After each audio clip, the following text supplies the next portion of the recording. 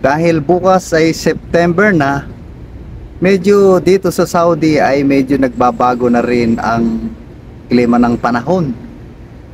At dati, pag nagbablog ako, mga ganitong oras ay pawisan na ako at iba ang temperatura. Pero sa ngayon, medyo pa lang naman po. At ngayon ay 5:45 ng hapon. Papalubog na rin ang araw pero hindi masyadong maalinsangan o walang ganong humid. Nagbabadya ito na papasok na ang Ber. Alam naman po natin, pag papasok ang Ber ay ito yung pagkakataon ni Jose Marichan. Alam naman po natin at kilalang kilala natin. Hindi na ito makakalimutan. Si Mr. Jose Marichan. Lalong higit ang kanyang mga inaawit at kanyang mga kanta. Legacy na po niya ito. So kaya ngayong araw na ito ay gusto ko ibahagi sa inyo. Tulad ng sinabi ko kahapon, yung upload natin ay sa pamamagitan ng pagbibigay. Learn to live yourself in giving. At ito yung ibinigay ng Diyos ng buhay para sa atin. Ngayon, paano natin naman ito gagawin? O paano naman natin ito i-apply? Paano natin gagastusin sa buhay natin ang salitang giving? So, yung sinabi ko nga po ay kung magbibigay tayo, isa-isahin po natin, tatlo nga po ito yung time, talent, saka treasure. Ngayon po ay time naman. Bukas, talent, the other day, treasure. Learn to live yourself in giving through time. Napakahalaga po nito. At andun pa rin yung ating verse sa Kawikaan. Chapter 11, verse 24, ang taong mapagbigay ay lalong yumayaman. Ngunit, naghihirap ang tikom ng mga kamay. O paano natin ma-apply ang time dito o sinasabing oras o panahon? Naku, napaka-importante po nito. So, kailangan po nating matutunan na ibigay ang ating oras. Kanino? Number 1, bigyan mo naman ng oras yung sarili mo. Kung ikaw ay, again, OFW. Kung ikaw ay OFW, bigyan mo ng konting panahon ang sarili mo. Huwag mo naman masyadong ubusin ang panahon mo sa pagtatrabaho. Huwag mo namang masyadong ibuhos ang oras mo para sa iba. Magtira ka para sa iyong sarili. I-pamper mo naman ang sarili mo. Sa panahon ng sweldo, ay labas-labas naman kayo. Kasama ng iyong mga kaibigan. Kain naman kayo sa labas. O kaya punta ka ng salon. O mga lalaki naman, siyempre, i-pamper mo sarili mo, ay kain ka din sa labas. Libot-libot. Pag may time, mag-biking ka. Ay, uso dito yung marami mga bikers dito. So, kailangan bigyan mo ng panahon dahil ikaw ang nagtatrabaho. Mag-i-dyan sa Pilipinas. Ang mga breadwinner ay bigyan mo ng panahon ng sarili mo dahil ikaw ang inaasahan. Huwag mong ubusin ang panahon mo para sa iba. At kailangan alagaan mo ang iyong sarili para mas lalong may kalugod-lugod ito sa Diyos kung bibigyan mo ng oras at panahon ang iyong sarili.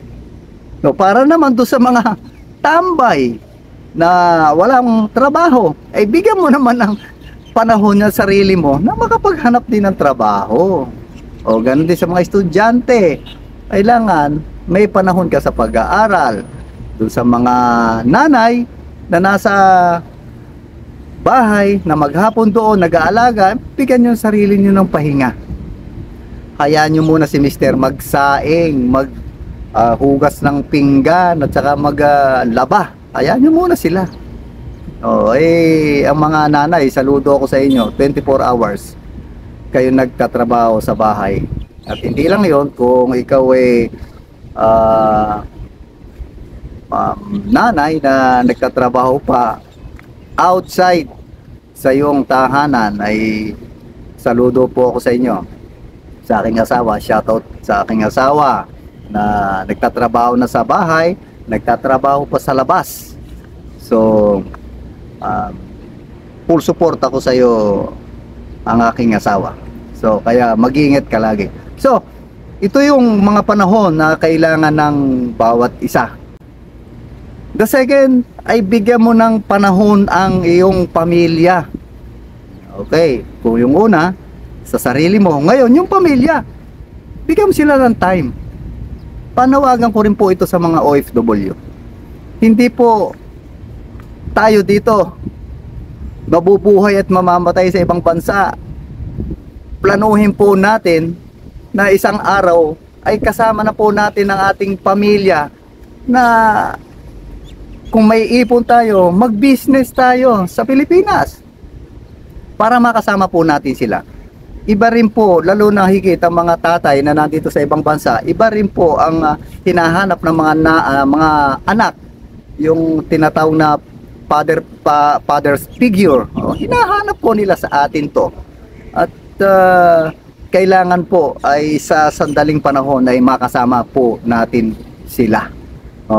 So mahalaga po yan sa mga nasa abroad, ay kung ang mga pamilya po ninyo ay nasa Pilipinas, ay kailangan po natin silang makasama. Ngayon, kung nagpaplano kayo na sa ibang bansa, nakasama ang iyong pamilya, that's better, that's good.